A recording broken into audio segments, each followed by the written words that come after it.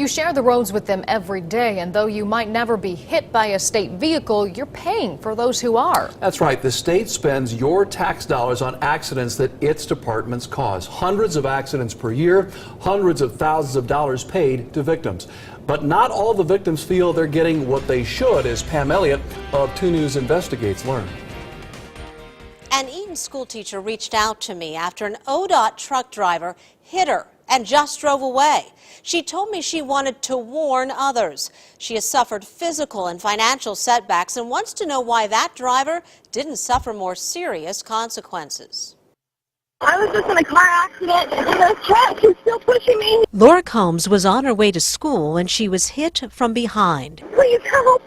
Please help. Hit not once, but twice. He just pushed me in the intersection and he just left. Surveillance video obtained by 2 News Investigates shows the ODOT driver pulling up behind Combs' car and hitting it, then hitting it again, and turning left and driving off. And it just kept going. It wouldn't stop. Eaton police used the video to identify the ODOT driver. He was cited for failing to maintain assured clear distance.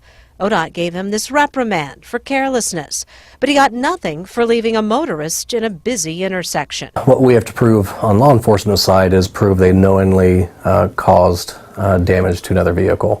In this case, we can't prove the element that he knew that he did it. His statement was he had no idea that he struck another vehicle. He said in his vehicle he sat up so high that he just frankly didn't see the car in front of him.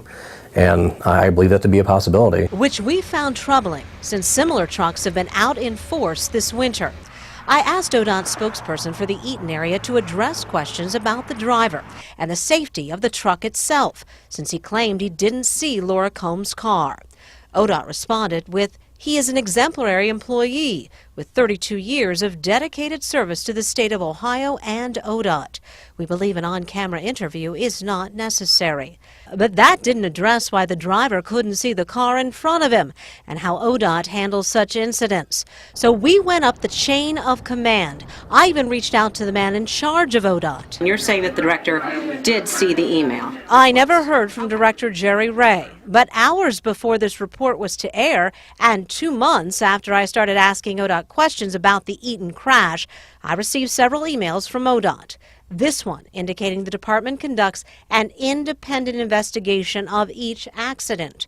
Employees are interviewed and they're drug tested if there are injuries, but they are not necessarily pulled from duty.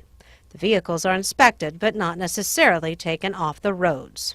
Last month in Champaign County, an ODOT driver failed to stop at a stop sign and hit a car, injuring himself and sending a woman and her 1-year-old son to the hospital.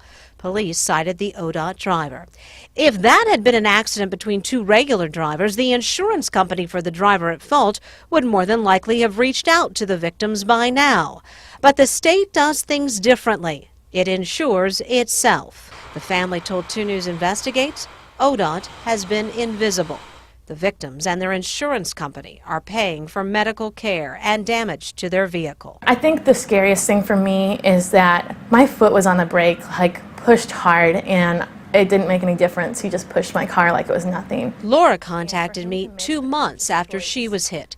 She was frustrated that she was paying for a crash that wasn't her fault, and frustrated that no one from the state would tell her what happened to the man who was at fault.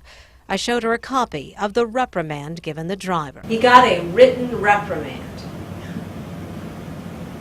He's still driving. The whole thing just seems to have been watered down and pushed away, and that's been hard. Laura has now received a payment of a little more than $1,900 to cover the damage to her car. Nothing for the rental she needed while repairs were being made. She and her health insurance provider have paid for her medical care. There is evidence that the state is paying accident victims for injuries and property damage. This data obtained by 2 News Investigates shows payments totaling nearly $789,000 during a 4-year period for ODOT. Those are claims that didn't end up in court. Too little too late, say the victims who were part of my investigation. Pam Elliott, 2 News Investigates.